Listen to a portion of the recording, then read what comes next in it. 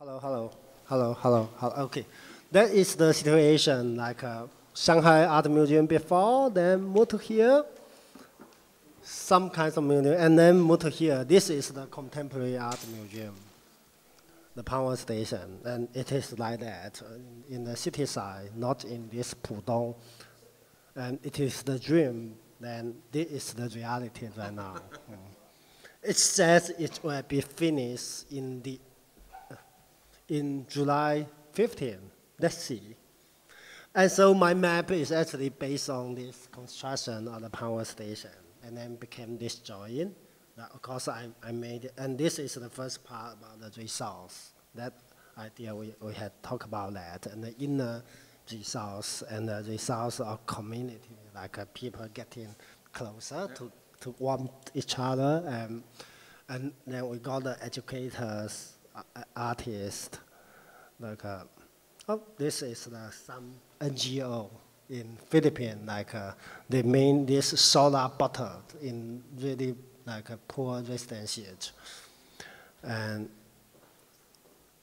this is the reform process, and we had a revisit process. With the revisit session, we had this Republic session with different kinds of artists, and I'm actually reform this map in this way.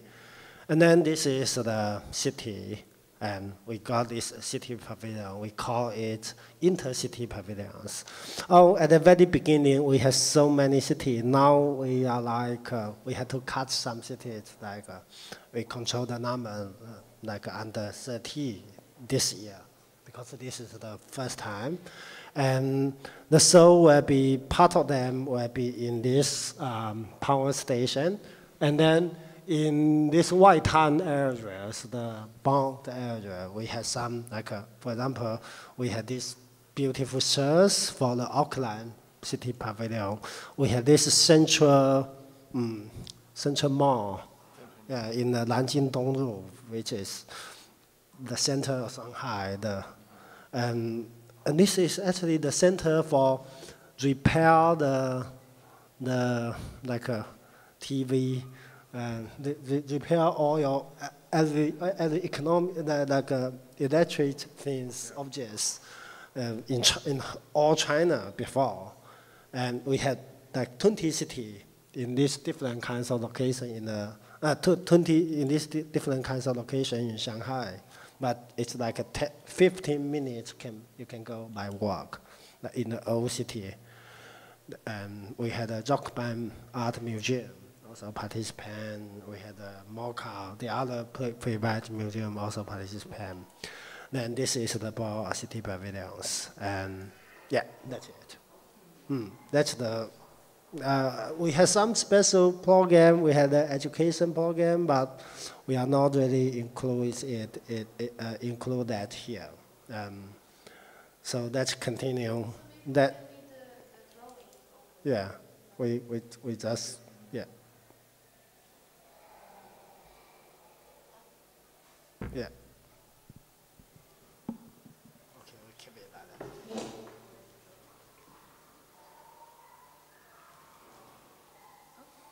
So Laura, you seems like excited after my introduction.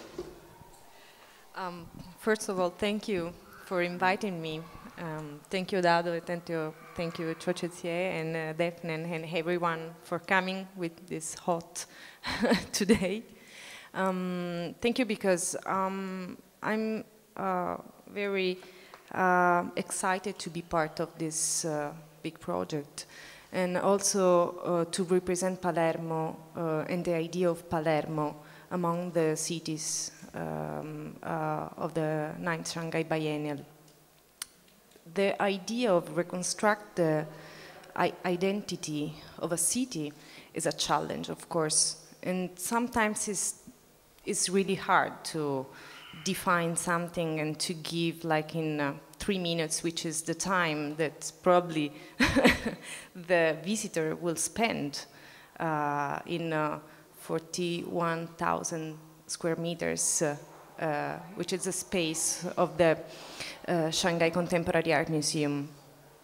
So we decided with Dado to work on the idea that Palermo was the capital. Palermo is really hard to define, I mean, to give a representation in few words, but I will try to make it. Because the idea of Palermo belongs to the idea of the Mediterranean Sea. The Mediterranean Sea is this big lake in the western part on the bottom of Europe, and Palermo during the centuries, in the past was the capital in the Mediterranean Sea. So, and we had a lot of dominations like Arabs and Spanish and French, and before Greeks and Latins. So I think the presence of Palermo in these reconstructions of the idea of the global cities is really important, because it's part of the identity and the histories of the world. I really like the concept of the revisit that you stress and you design in the map. And the concept of the collective consciousness, which is very contemporary. I mean, because the collective consciousness is the base for the correct function of a reactivation map, a reactivation site, as you conceived the Shanghai Biennale. And it's also, I think it's important because it expresses very well the complexity of a city. Of course, you cannot define, you cannot say with how many identities have a city. So we worked on the idea that Palermo contained all these histories and different identities. It's important to say that this show, this exhibition, is focused on the 20th century. I mean, the arch, the historical arch of the 20th century. And I would like to say that probably most of us knows Palermo as like the stereotypus of like spaghetti, mandolino, and mafia, no? Unfortunately, or for the beautiful pastry, I don't know. I hope so. So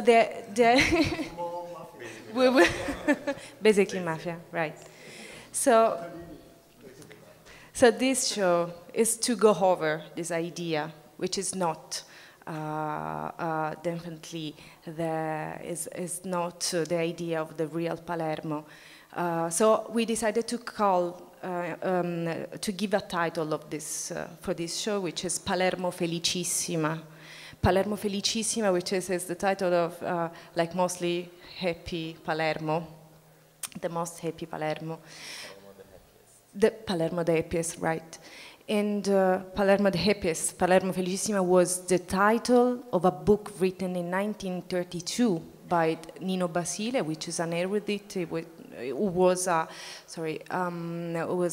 art historian in Palermo. And in this book, he was describing all the cultural and monumental heritage in Palermo.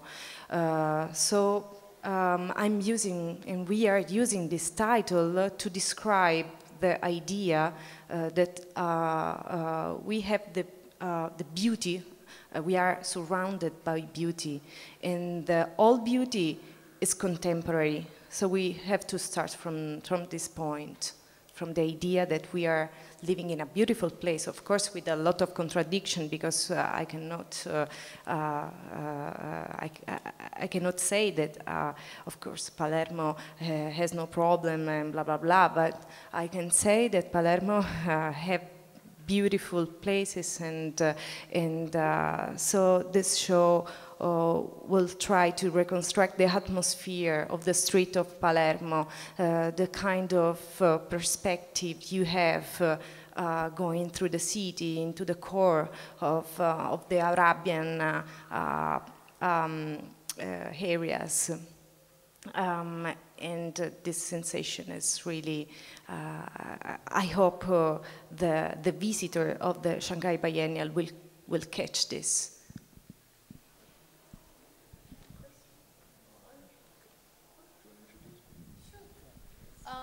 And now we have Chris Fitzpatrick, who started at the same time with me, but he's in Antwerpen. He's the director of Objectif Exhibitions, and he joined us from San Francisco, and he will actually work on the San Francisco Pavilion, and maybe you can share a few thoughts based on this map and what you're planning. Sure, and thanks everyone for having me. It's nice to actually meet some of the faces behind the emails. This is often the case when the meetings happen. And yeah, it's a really exciting biennial to be a part of, actually, and I was really happy to be asked to represent San Francisco in this way. Basically, I moved to San Francisco and I lived there for about 15 years, and I've just moved to Antwerp, so it's especially nice, actually, to be curating the San Francisco Pavilion. And what I've decided to do is basically kind of borrow from the logic of the, maybe I should use the other mic, this one's rolling a bit. Okay. No, it's just me.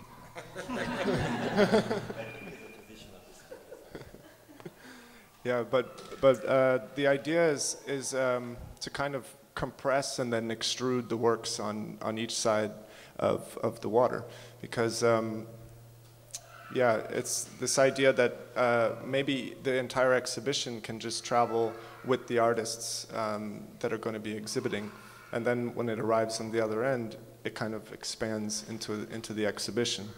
Trying to sort of maximize and also minimize the expenditure. And there's 6 artists that are going to be showing, and Mitzi Peterson, for example, is someone whose work appears to involve very, very little expenditure of energy, versus someone like Post Brothers, who's this guy who's a kind of singular collective, and he's operating on the fringes of several different disciplines, operating as a curator, as an artist, as a writer, as a critic, kind of crackpot academic, an elevator operator, and also a part-time horticulturalist. And he's producing something which I borrowed the title from, actually. I mean, and he's also borrowing from cartoon physics. He became really interested in this idea of the portable hole. And in cartoons, the portable hole is a circular object like this table that's created by pouring a solution, which then becomes kind of thin circle that can be applied to any surface, and then you can pass through it from one place to another, but also from one paradigm to another. And I really like this idea of rethinking a city in relation to San Francisco, particularly because San Francisco is always kind of, you know, as Charles was saying, kind of in the shadow of Los Angeles. And in some ways it perpetuates that itself. But what's interesting about San Francisco is that no one ever stays there. As soon as there's an opportunity to leave, everyone does. And then people come, but then they don't stay either. And what's been nice in recent years, you've had a lot of curators coming through. Okwiem Weser was there, Jens Hoffman is there, Hu Han Ru was there. But the artists often leave. So one of the people that we're going to be showing are the residents. And the residents are a collective of artists who all operate also as a music group, but their music really spills out into the mediation of their work as well, into the videos, into the interviews, and they've been anonymous since the 70s, and they remain anonymous, and I'm not going to tell you who they are, but they are going to be participating. And they're someone also who needs to be revisited, and they're someone whose practice kind of generates this incredible amount of energy and connections and is international.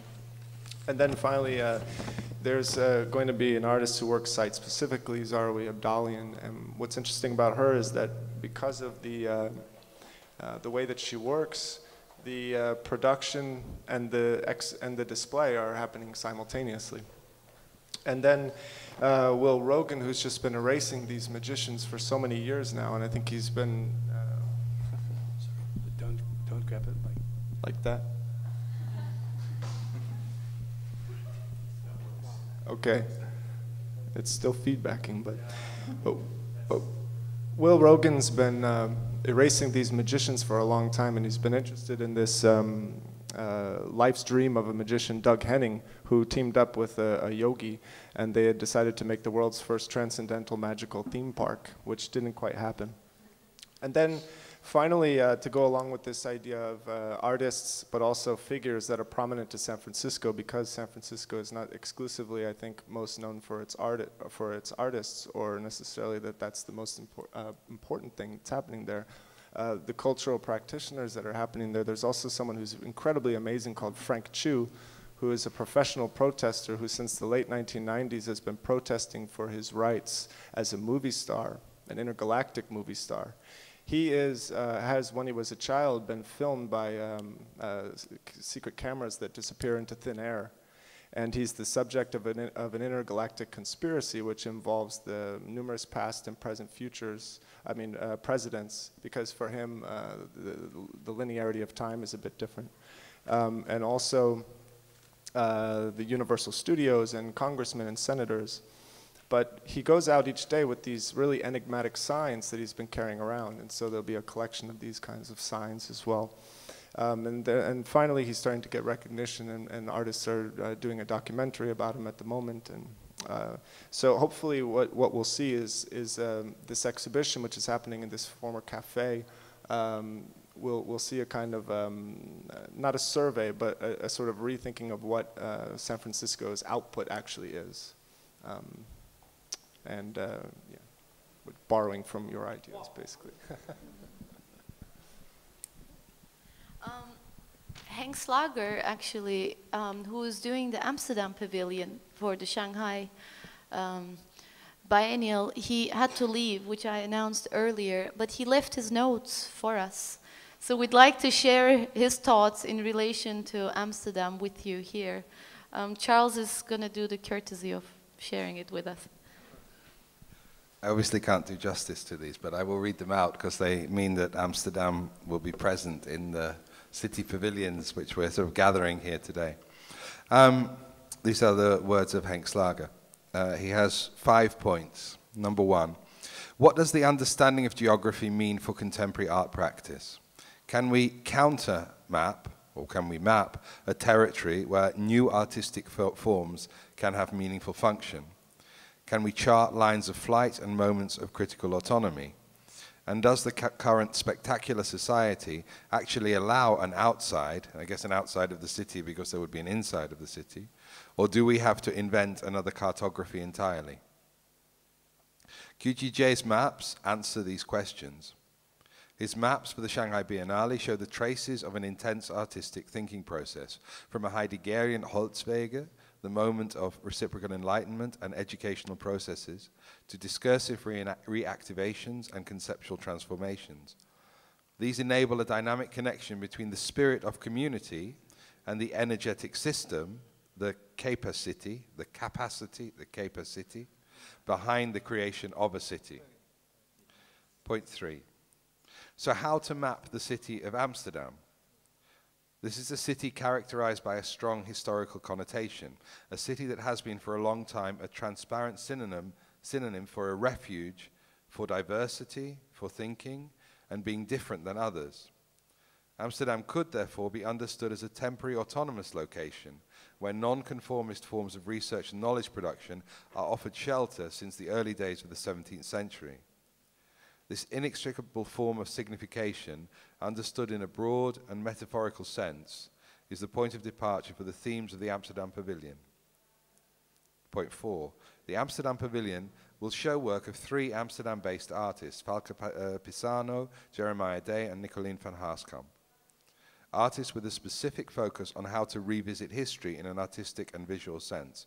From an idiosyncratic perspective, These three artists will chart historical paradigms, the construction of historical facts, and historical movements, while demonstrating how artistic thinking adds novel dimensions to how we understand the world we live in.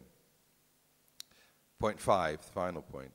With these three projects from these three artists, the Amsterdam Pavilion links and matches its questions and issues with the Academy of Reciprocal Enlightenment, which is another project in the Shanghai Biennale, which will bring together, you were speaking about it, which brings together a number of students with curators who in the installation period of the biennial, so before the biennial opens.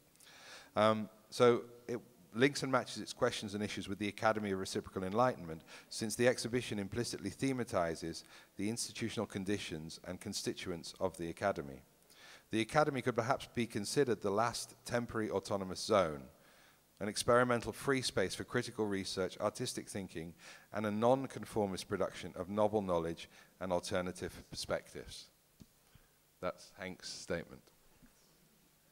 Wonderful. So I'm going to hand over the microphone to Davide Quadrio, founder of Arthub Asia, and he was also my collaborator in the last 4 years in Shanghai. In Shanghai Biennale, he's the... And he is masterminding the whole production of all the cities, so everything is defaulting to him. When it comes to production, and as you can imagine, China is not necessarily the easiest place to manage and work, but he has experience extensively for more than 2 decades, so we're going to hear him now. Just to know that when you say in China that you need to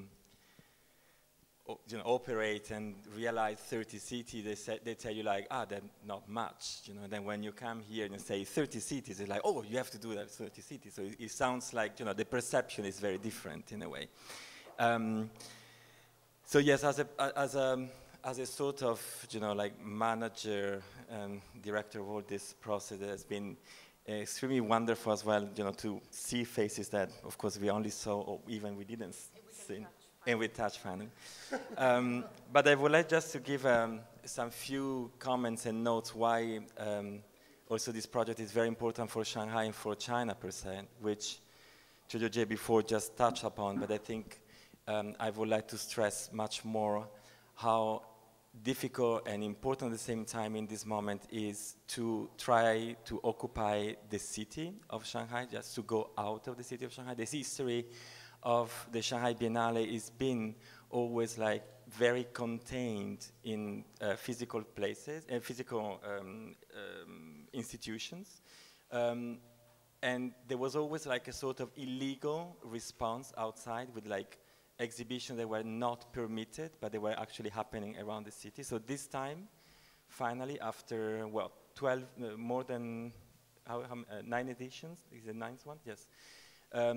The city government and, of course, the Beijing government accepted the idea of using the city extensively. Of course, as Qiu Zhijie was saying, we could have done it even bigger, but I think it's been already like a great success. First of all, to have all the city presenting beautiful projects, all of them really, in a very short time, because all this is actually, which is a very strong characteristic of China and my motherland, Italy, is to do always things organically, let's say. And so basically, part of the city pavilion will be inside the new museum, which is built while we are talking, so it's not even finished yet. It's going to be open with this incredible event. And then we're going to use like the old part of the city, which is on the Bund. And the Bund is a historical area which is actually accessing the river of Shanghai, Pujiang. And then it's going to really create this kind of very dynamic and reinventing somehow the city itself, hopefully. So that is a bit of the line how to read that. So it's also very important for another specific reason, and is and I think, and tell me if I'm wrong, but China is also in a moment of course internationalization, but also internationalization of culture. We know that China in the last 5 years opened thousands of Confucius centers, which is a cultural center to promote the diffusion of Chinese culture. But at the same time, there is also, most recently, like this kind of trying to close up a bit versus what is the internationalization. So there is this contradiction among like Olympic Games, Expo 2010, International Biennale, but also this kind of, trying to reflect more on their own culture or the China culture itself, and is actually part of this kind of new trend. So to have like this kind of internationalization of the Biennale that actually is also done locally with local situations and present that, into the Shanghai context, as Qiu Zhijie was saying, it also gets away of this kind of idea of nationalism to actually to try to find similarities, points of encounters, or also abstraction that can actually help a certain sense of communication. I think I stop here. Maybe I say a few words of, I mean, living in Shanghai, of course, 1920s was such a cosmopolitan period. This was a whole opium trade, post-opium trade, concessions of the French and the Americans, the Russian presence, the Jewish Russian presence, then the second wave of the refugees that came via Europe to Shanghai. So Shanghai in its conception was pretty much of a Western city, even though we'd like to believe it's a Chinese city. So already inherently in the city, there are all these interdependencies that I think Qiu Zhijie is referring to also in one of the maps, that there is this intercity, inter-individuality relationship. The city of Shanghai is very much interested in, of course, promoting that as well, that it is back to the glamorous, spectacular times. The nostalgia is the medium, and it always works wonderfully. Of course, living for me in Shanghai was always like, wow, like I'm actually tracing also something that is very much in the domains of the nationalists from in the country where I come from, which is Turkey. But looking in China and seeing about 25 million Turkic-speaking people, for me it was a fascinating encounter, because I said, oh my God, globalization happened a long time ago. We've been sleeping in the States and in Europe, just thinking globalization is happening only in the last. You kind of look at the Tang Dynasty, the 12th century, you look at the whole, even you go to Pakistan, you go to India, I mean north of India, you really see how the cross-pollination has happened many, many, many centuries ago than our immediate imagination. So coming to Istanbul, which I will be doing, even though I have to say to the Rotterdammers here, I promoted Rotterdam and said, why is not Rotterdam going to be a pavilion? I've done my part at least. Simply also, you know, coming to Rotterdam and seeing 160 languages, everything we're looking historically over time, what happened in 12th century, 15th century, 19th century, it's actually happening here every single day. The encounters are happening every single day between different realities, yet at the same time, and identities, and we're always shuffling new business cards while we're acting in cities like Antwerp or cities like Rotterdam, which has immense diversity. So representing, and at the end of the day, we're still representing cities. So it is not national representation, but it is still, we're representing the idea of a city.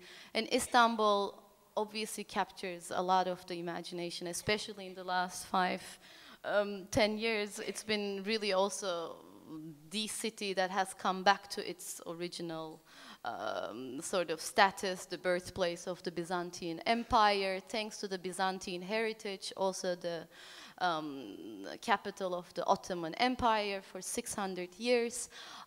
In a way, it is somehow the birthplace of the European continental identity, simply because of the defensiveness it caused in Europe coming all the way to Vienna, you know, in the 16th century, or coming all the way to Kreuzberg, Rotterdam, the Turkish tribal presence all the way from China to Rotterdam or Kreuzberg, that agency that happened over the hundreds of, you know, years is definitely something has been in the domain mostly in the nationalists, and I said, okay, this is a very interesting cultural agency I can look at, but I still think it is all about representation. So for me it was interesting to look at, let's say, the craftsmanship, how it moved from China to the Ottoman territory and then via Iran moved back. So what happened to the porcelain tradition, what happened to the ceramic tradition? Of course, we can trace it right away to Delft as well. So it's not in the domain of Jingdezhen or Nicaea, Iznik. It's also, we can look at Delft right away, make that connection from 500 years ago. I wanted to look at a very particular story that Kutlu Ataman has looked, which is the journey to the moon, a southeastern city in Turkey. Many of its inhabitants believe that you can go to the moon. And they've seen people who went to the moon. And this is a film that Kutlu Ataman has done based on this imagined but actual story of the city people going to the moon, and asked all the Istanbul intellectuals, the intelligence, the public intellectuals of Istanbul to comment on the possibility. Have they gone historically? Oh, do you think it is possible? And them really speculating. So the invitation went to Kutlu Ataman for the City Pavilion. And also the 1920s, I found a fascinating period to look at the parallels between Shanghai and Istanbul. Istanbul also had its Levantine moment where it was quite a cosmopolitan city with its Greek, Armenian, Jewish, intellectual life, which has completely been abandoned and disrupted with the founding of the Republic in 1928. So the pre-28 dynamism vis-a-vis now is a story we're all looking at. I mean, currently also people from that country. Maybe Charles also has a lot to say. Obviously, he curated the Istanbul Biennial with the team of Istanbul. So maybe he is more qualified as a Scot from Eindhoven to speak about Istanbul than me from China in Rotterdam. All to tell you is the work of the 1920s. One artist who's really heavily worked and embraced a very powerful feminist spirit, tapping into the opera dynamic, tapping into the performance dynamic, tapping into the painting dynamic at the time, 1920s, an artist who I think should be looked at again. So I will bring them together in the Istanbul Pavilion, also with Davide's support, of course. But I still believe it's representation and representing an imagination for the cities in general, yeah. So I think it would be nice, we're given the wonderful task to respond to all our ruminations about our individual respective cities based on Qiu Zhijie's work to Charles Esche, who's the most qualified to make a response. Hardly. Thank you, Defne. I mean, I think the first thing is maybe to respond to the general idea, and in a sense I'm probably going to stay there, in the idea of the City Pavilion or the City Biennial, because clearly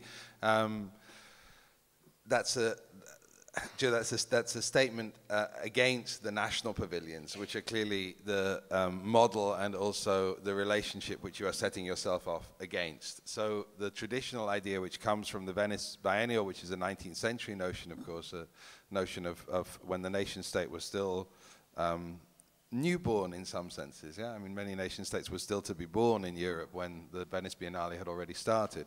That notion of the national pavilion is now being compared with the City Pavilion, and I kind of thought that was an interesting place to start or to respond to, because it seems to me that if you start to represent cities rather than states, rather than nation states, you do a number of things, a number of moves. One is that you construct an idea which is no longer nationalist, but has the potential to be cosmopolitan. You know, the way in which it is possible to become a citizen of a city in a way which is simply impossible to become a citizen. Do you want to talk? Oh, great. Yeah, I'll go on. Please. Sorry. I think it's excellent. It's much better than me waffling on. Please introduce. I'm very sweaty. Maybe I'll introduce you briefly. Philippe Pirot is a wonderful curator who I've met in Shanghai. I mean, he was the former director of Kunsthalle in Bern, and he is the senior curator, adjunct senior curator of the Berkeley Museum as of now, heavily involved with the Rijksacademie. I'm sure some of you know him, and he will be doing the Antwerp Pavilion. So maybe you can share a few words about what you have conceived for the Shanghai Biennial. Are you ready? Yes. Thank you. I don't know. It's. I can come back to it. The other pavilions have been introduced. Huh? Oh, fantastic! Well, no, I'll take it. Well, I'm back in Antwerp, living in Antwerp since only a couple of months. I've been living in Switzerland for a while, so I thought it was interesting in order to. I just heard a glimpse of what Charles was saying when I came up the staircase, like this idea of changing national pavilions with city pavilions. And at the same time, I was wondering in how far this would challenge that, let's say, rather used and more obsolete idea of the national pavilion, however popular it still is, because there is more and more coming in Venice. And so I was wondering, what can we do with Antwerp? Antwerp has a very particular view on itself, and I didn't want to delve into that. And I could liberate myself from that by having not been there in the last 7 years. So I thought what would be very interesting, and one of the things that connects Antwerp to Shanghai was somehow interesting, was that it's both harbor cities. It's cities that have had lots of immigration, emigration, etc. It's both cities that are living for a big part from their ports, or that in the case of Shanghai have been almost constructed because a port. So I thought of, okay, what would it take to go by boat from Shanghai to Antwerp or vice versa? It's exactly 50 days. So there was the idea to call the project I'm going to propose, or I'm going to develop for the biennial, 50 Days at Sea, which immediately suggests a kind of heterotopic geography rather than a geography based on identity. And so I considered also Antwerp as a hub, as a place where some things happened, and that nowadays maybe the, let's say, partly self-congratulatory Antwerp art scene doesn't know so well anymore, but it's a hub for conceptual experiments. So of course the very famous one with which I would start the project is some documentation around the Office Baroque project that Gordon Matta-Clark did in the time the International Cultural Centrum was still very active. It's going to be rather difficult to get that material because I just heard that Muka wants to show most of it in a collection show, but Bart promised me that we will find a solution. And next to that, the show is not totally historical, but it's trying to trace this kind of practices that are not necessarily executed by Antwerpians, but that have something in relation with the city, either having happened there, or either done by people coming from there, or people like just being in transit, and that have had some significance in town. One of the very beautiful things, and it's the next thing that I will present, documented by Chef Cornelis, is an intervention of Daniel Buren that was made over the course of 7 years. It's his intervention he did for a gallery show with the White Space, with the White Space with the Witte, yeah, well. And it's a fantastic intervention. It's one of his stripe, let's say, wallpapers, but the wallpaper is only, let's say, 50 up to 70 centimeter, I don't know, somewhere in between. And he asked Annie Decker to choose the color for the first one, and that was a kind of a dark green. And then he did exactly the same show each year, as long as the gallery still existed. So it was 7 issues, each year with a different color. And there's a fantastic movie by Jeff Cornelis about this intervention. So I go on in this direction of art in the not necessarily art in public space, but art negotiating private and public space. Not necessarily only on a architectural level, but also on other levels. So there is another late artist, Guy Mees, a fantastic artist that died some years ago, that made paper cutouts of negative space in buildings, and I hope we can manage to bring some of those over. Next to that, I will have a soundtrack in the exhibition, which will be the presence, the way a very important alternative space from the 80s will be represented is a noise track from Club Moral, which is an organization that was founded by Annemie van Kerkhoven and Danny de Vos in the late 70s, and that was kind of a host for everything they considered extreme. Amongst that art, but also punk groups, body art, rather into the mutilation sense. I'm not going to bring documentation of that, I'm only going to have the sound that they produce as a band, as the soundtrack for the exhibition. What else? It's an exhibition that kind of like also, I conceived it as the artworks not contaminating each other, but kind of like being each other's layers. So the music will be an ambient music, not on a headphone, it will be there.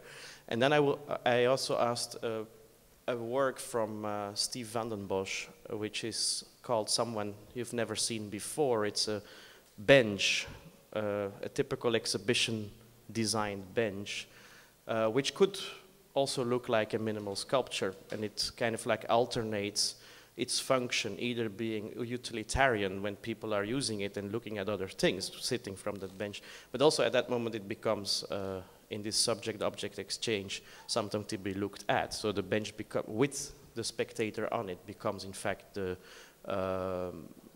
kind of like the artwork to be looked at. So it's these exchanges of gazes that Steve induces, and in collaboration with Anaïk Pitelou, a Swiss artist who also now lives in Antwerp, he made a fantastic video piece about something that happened here, the symposium, the curators.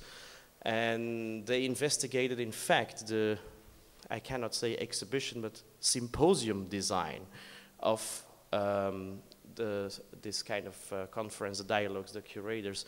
And they looked at it in how far that became, in fact, an exhibitionary strategy instead of like a place that hosts a talk, that it happened also like we are now, not in a special room for talks, but in fact in the exhibition space of Witte. And it's a fantastic video piece that combines that, let's say, investigating how this design was made and also the soundtrack of what happened here. There's some other things in that direction. Thanks, Philippe. It's great that you could join us, and very nice. And it also, I thought the title, 50 Days at Sea, I was thinking that at sea as a sort of a term in English, which means to be rather lost and confounded, is a common experience of biennials as well, that you often feel at sea in the middle of a biennial. So perhaps we'll be at sea in the Shanghai Biennale, which is, you know, both heterotopic, confusing, but also kind of creates possibilities to make links with things that you otherwise wouldn't make, or to draw conclusions that you'd otherwise feel uncomfortable in drawing. So at sea is both a possibility and a threat in a way. Just to tell you that I was asked as a respondent to respond to some of the things, so that's what I was doing when you joined us. So it seemed important to bring you in immediately in order to be able to take that on board as well. And what I was talking about was this representation of the city rather than the nation. And it seemed to me to be something which was particularly current, or maybe I would suggest that one of the reasons that you would turn to the city and away from the nation state was because of what has happened to the nation state in the last 20 or 30 years, clearly with the threats that have been introduced from globalization, which I'm not going to repeat now.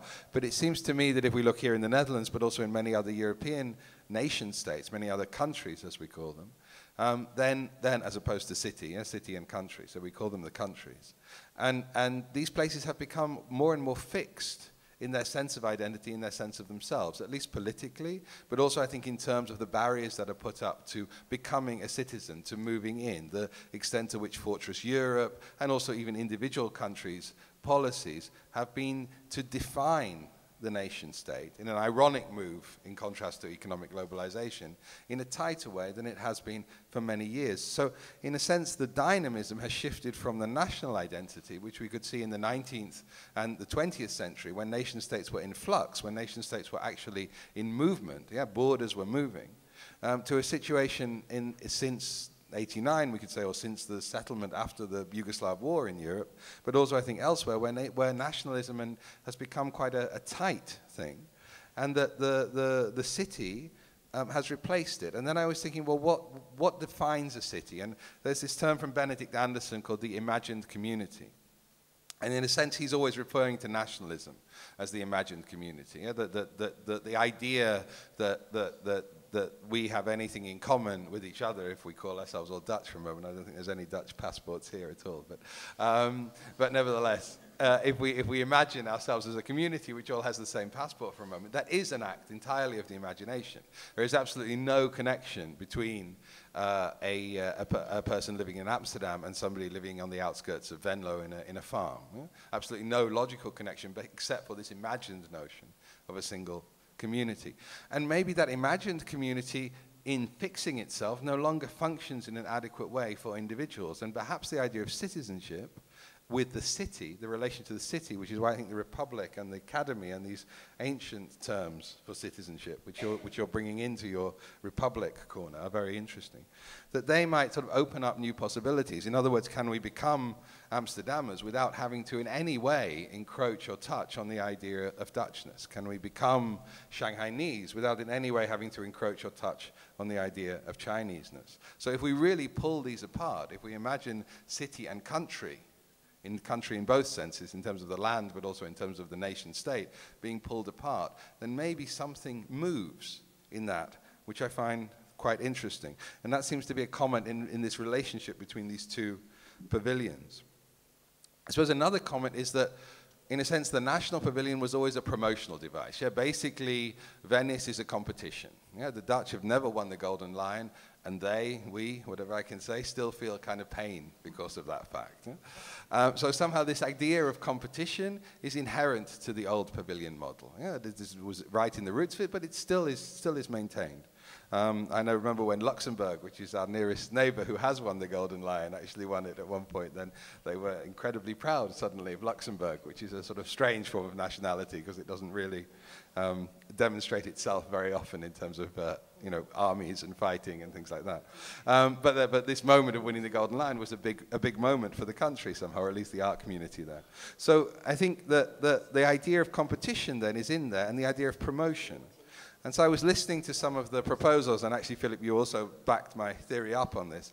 And in a sense, all the proposals about the artists are not looking at the general form of promotion of the city itself. Well, they wouldn't be a kind of city stall in a trade fair or something like that. They seem to be looking at trying to discover something else which the city does not represent, something which is not a cliche of the city. You know, we're talking about Palermo and saying, I'm not going to represent the mafia.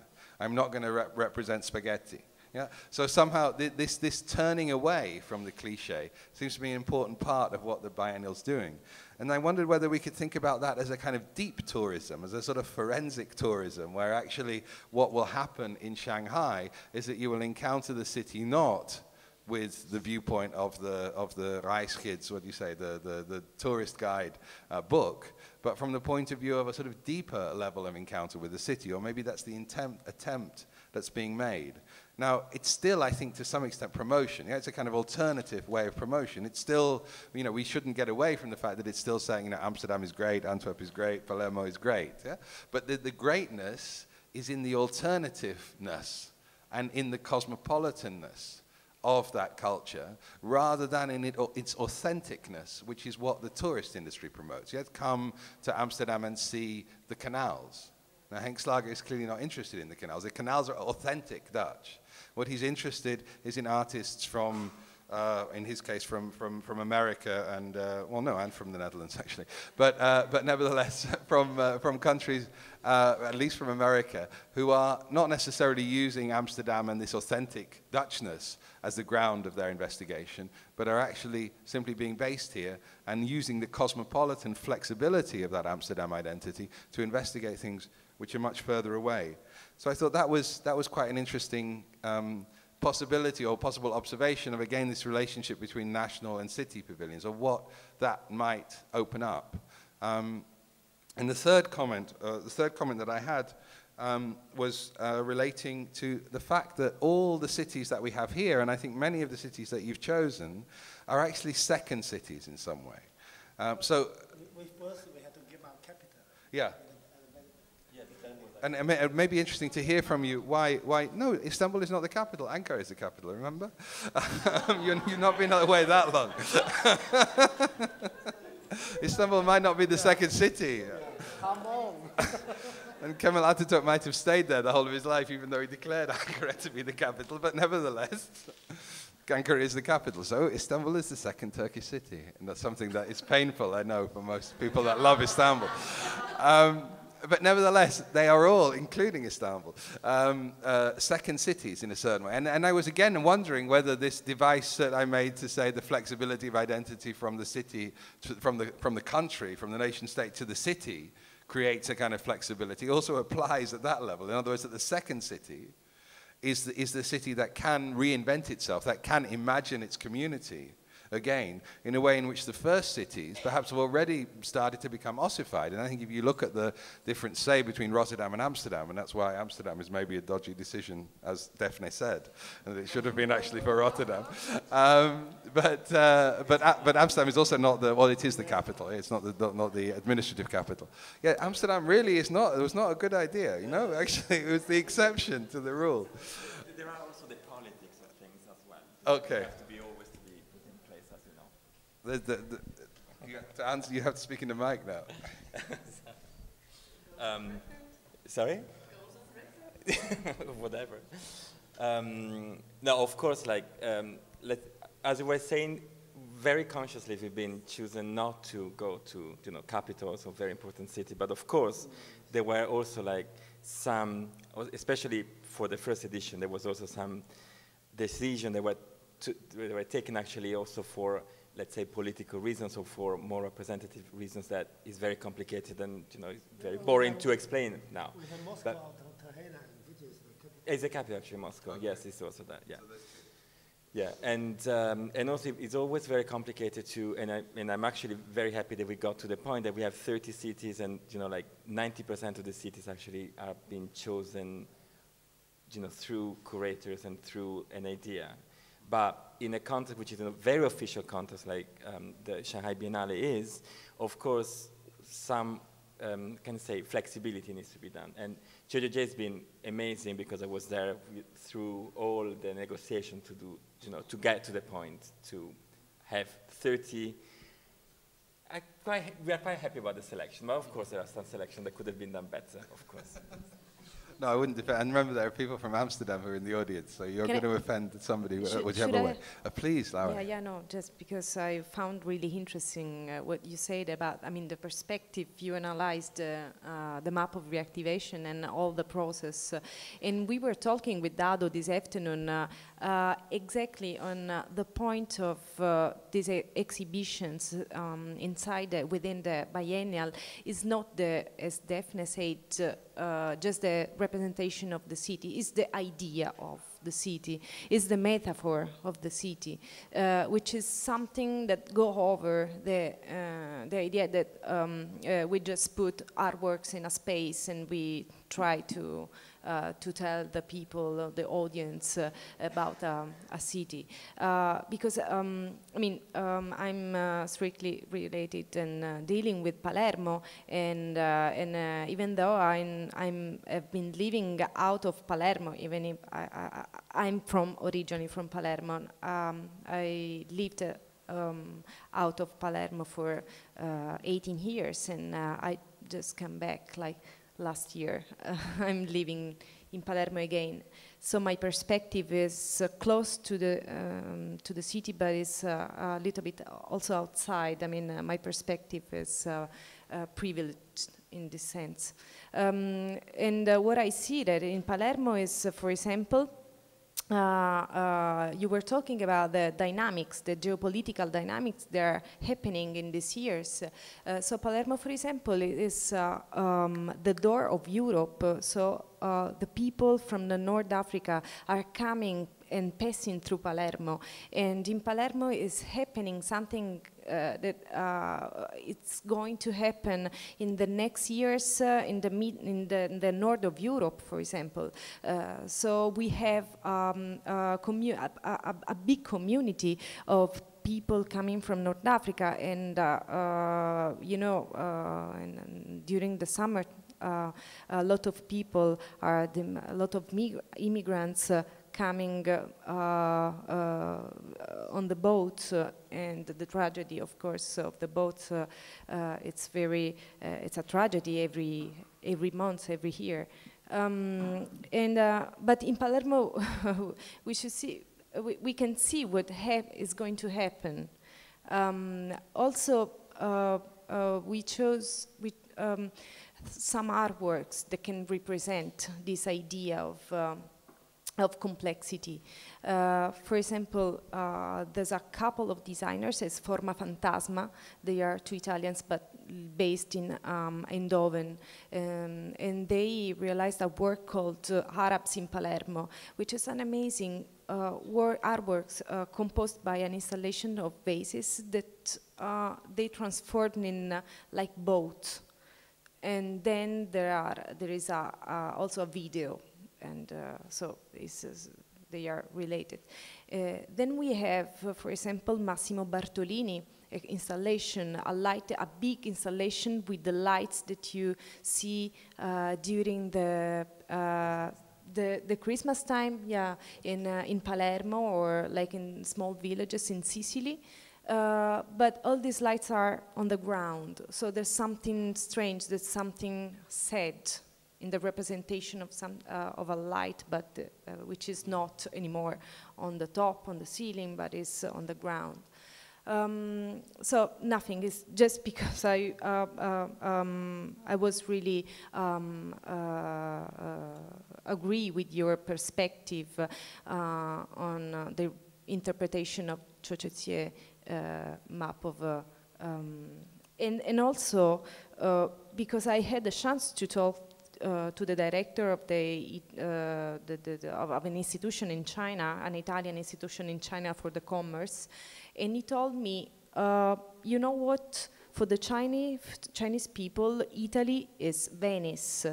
So they don't know nothing about Palermo, nothing about Naples, nothing about Catania or other cities, but it's not acceptable. So, I mean, the Shanghai Biennale, of course, is the possibility, is the great opportunity to represent other identities and histories in Italy. First of all, I'm going to thank our audience, because as you see, it is a completely work in progress, the Shanghai Biennial. This is the first time the curators have come together and sitting together and discussing with you. And this is something we're also doing at Witte. We're really trying to make the process visible more. That's what's happening on this floor with Alexander Singh's project, the theatrical play that's on view for the next 6 months. It's in the making. It was the case also with Qiu Zhijie's work, you know, when the last 3 days when he was working, he was welcoming actually audiences to talk with them and to, while he is creating. So I actually want to thank you all. You're definitely thinking with us. We're going to open it also to questions if you have questions.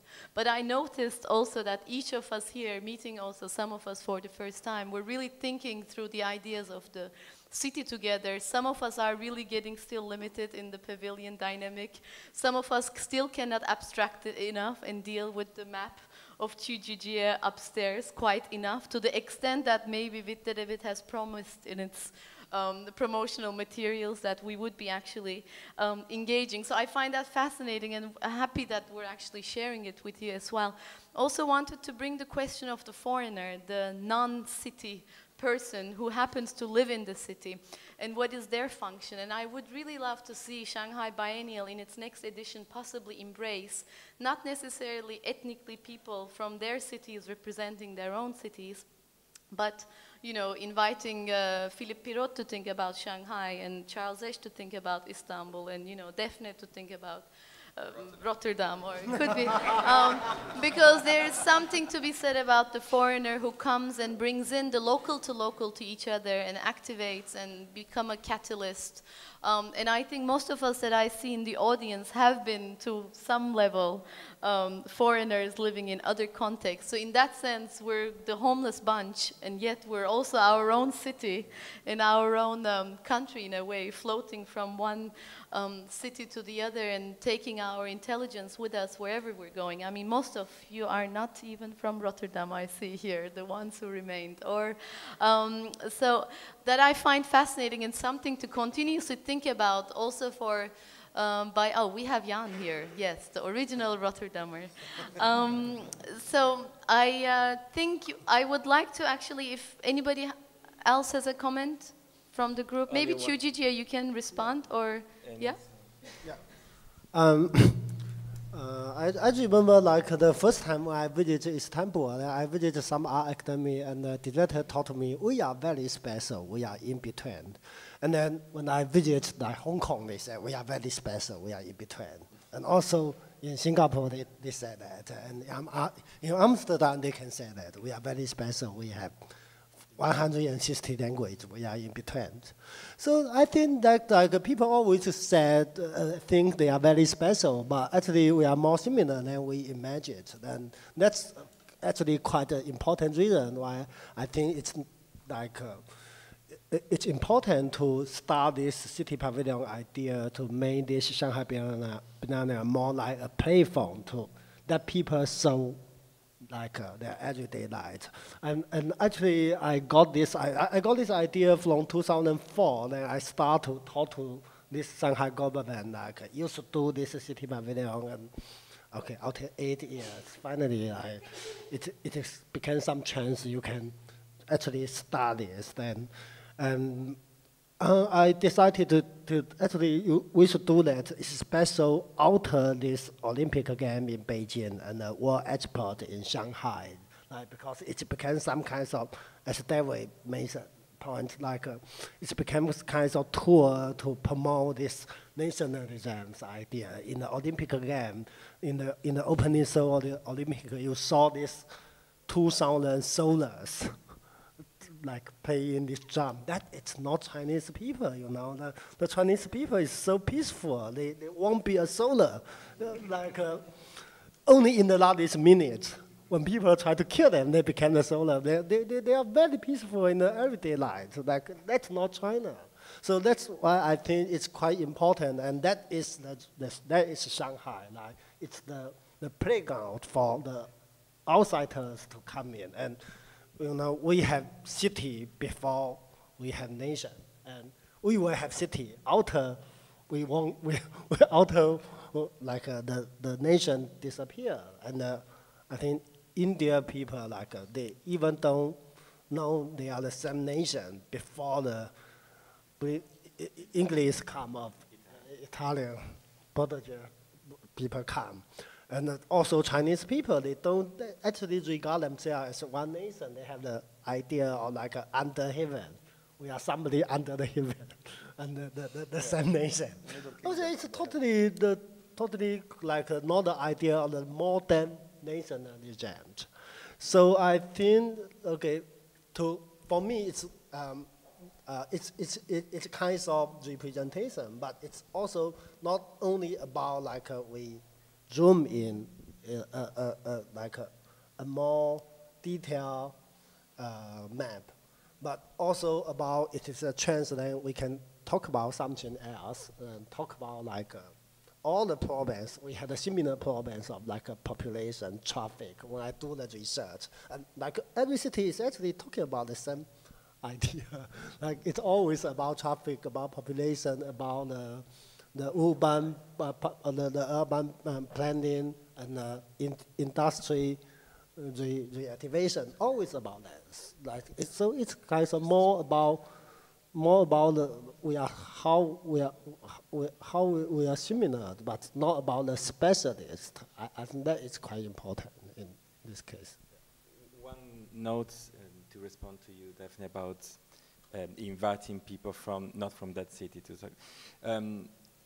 Actually, seeing the proposal for the 30 cities, there is maybe not that, but there is a lot, as also Laura and Philip were saying, a lot of artists that are not from that city, but then maybe they were visitors of the city, or maybe they just respond to the city. So this kind of, the user of the city. So that actually is a lot, and I was very surprised about the quality of the project that has been given in to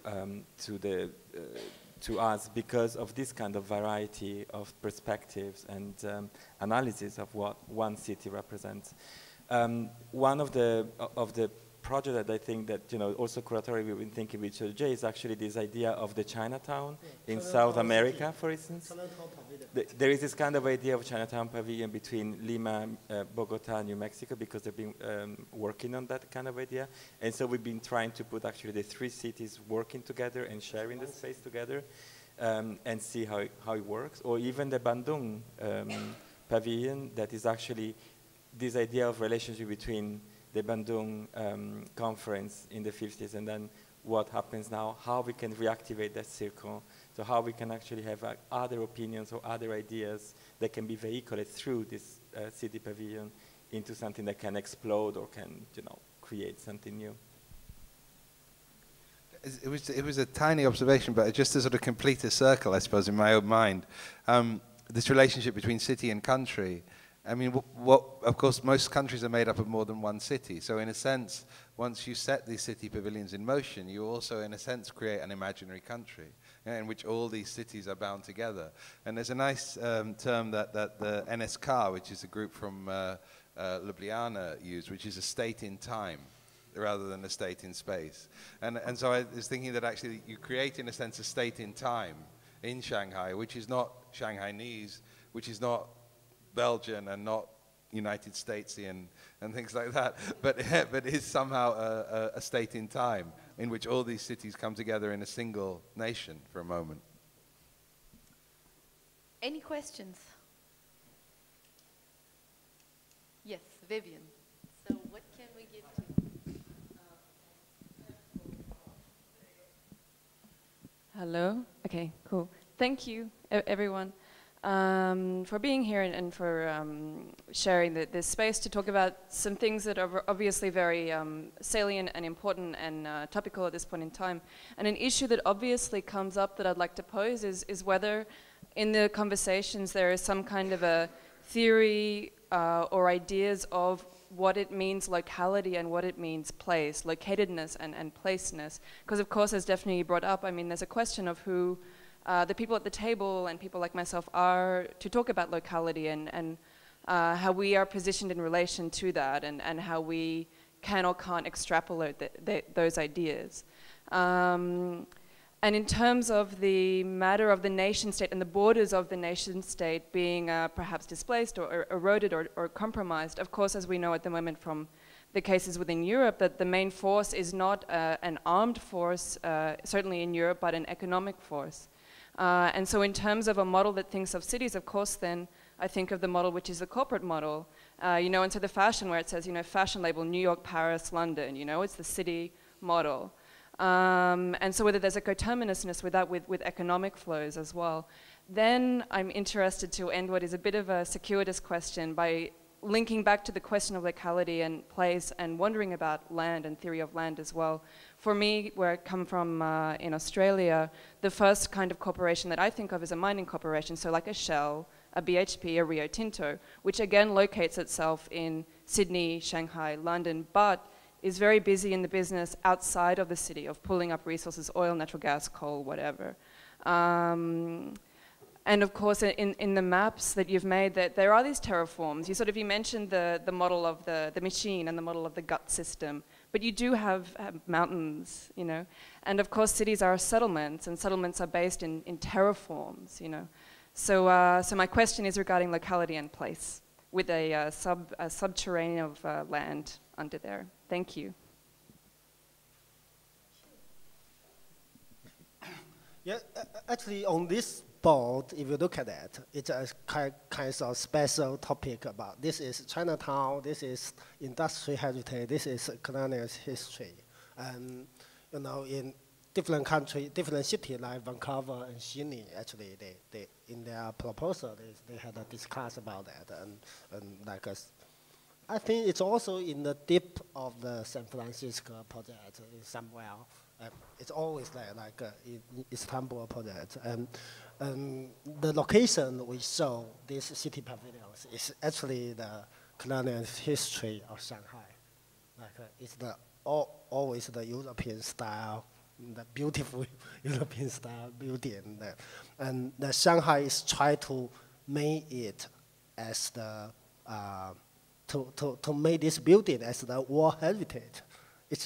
And then for some nationalists, they have really got angry, you know, that's for them it's the sad history, like China is so weak at that time, and how come you try to apply the world cultural heritage with these types of building? For them, that's totally inaccessible. And we put the City Pavilions exhibition in this architect. It already means something, actually. It became kinds of political debate it can be in Shanghai. But on this board you can find, but for me, we have, in last Guangzhou Triennial, we have, the Gao Shiming had a theme of like a firework to post-colonialist. We have this kinds of idea, but I think for all of us, the post-colonialist situation is the reality. Is he just try to against the way of curating,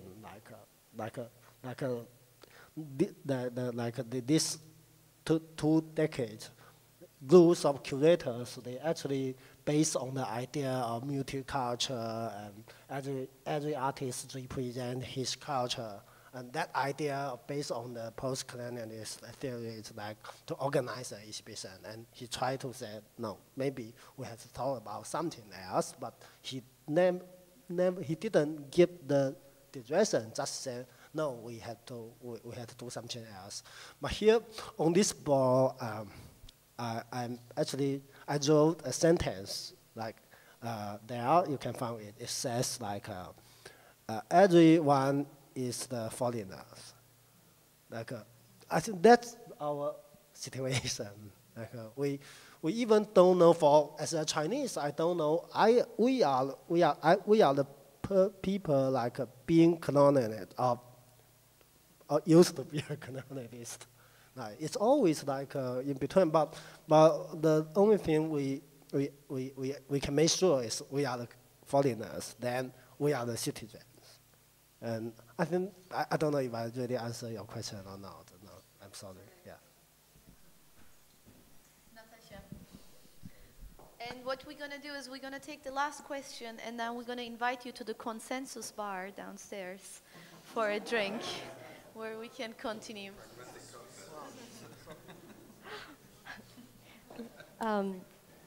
Okay, so sorry to be bringing this up before the consensus bar arrives.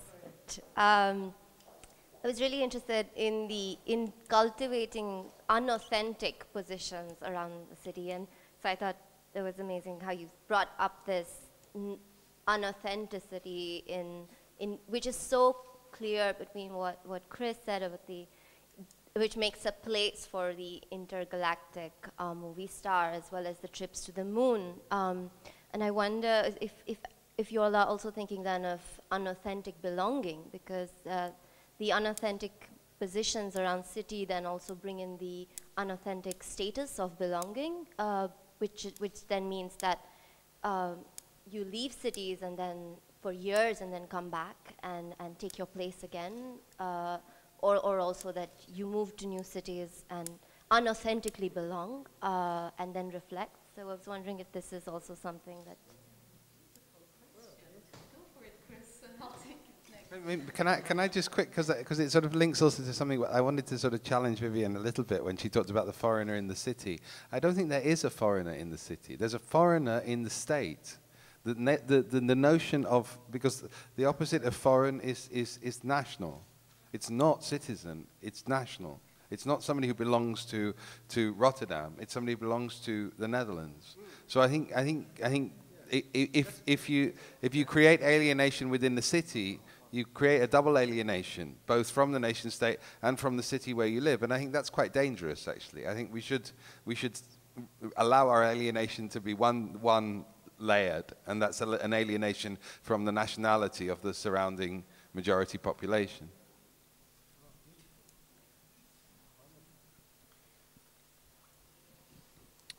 Yeah, it's hard to know where to start ever with Frank Qiu, because in a way I was thinking about, we keep talking about like belonging and place and cities and nations, and Frank Qiu, I think, introduces a model like the cartoon physics I was talking about before, like introducing whole new paradigms that we can learn from, maybe could even become real, like Frank Qiu's whole cosmology, which he's the center of, I think offers a new kind of way of even thinking about place, because it positions Earth as the first of 12 galaxies. And so that had a bit of why he was like one of the first people that I thought about for doing a city pavilion, is that because in a way he's a symbol of the city, but then also, I mean, his very presence goes beyond the city, and at the same time you can't refute the logic that he operates within, because it's actually an indestructible logic, because anything that you cast at it just gets absorbed back into it, which is also like kind of operating like a city. If that makes sense. I mean, the idea of what we share in common rather than what we have in difference is definitely an interest, and we were all looking at the moon, and we were all looking at the same northern sky from Rotterdam all the way to China until, you know, electricity was invented, which is what, 150 years ago. And I think Rotterdam actually has the first electricity. They received the first electricity. I read it in the De Kooning's biography. All to say is we were all looking at the same sky and trying to analyze the world by living in the dark and by seeing the same sky from the Taoist mountains to you know, the harbor in the making of Rotterdam. It's definitely an interest, and also in quantum physics there are two particles that can be in synchronicity with each other. One could be in China and one could be in Rotterdam, and there could be that interaction, and they could be really speaking to each other in a way, the way we sometimes have telepathic relationship to our email inboxes. You know, we think of somebody and that person right away sends an invoice or sends a or sends an email back to you. So we've actually we have developed synchronicity, and I think it's becoming even more and more ubiquitous. So it is really important. I agree with you. We should even be thinking more about that, possibly in the next edition, in the synchronicity, and more reaching out more into other types of relationship rather than being just bound by our, because at the end of the day, city dynamics and the city states are still an older concept, pre-nation state concept that we're reviving in a way to atomize even further. But once we atomize further, we can probably think about more particular particle relationships that can be synchronously analyzed. I think any burning questions, they can find their place in the consensus bar. I will thank for everybody for being here. I'm especially Qiu Zhijie. Thanks to him, we're bringing everybody in the region, from Amsterdam, from Antwerp, from Shanghai, from Eindhoven, from Palermo, and all of you here coming together to see the unpacking of the making of a biennial vis-a-vis artist's work on view. Thank you all. Stay tuned and enjoy the drinks.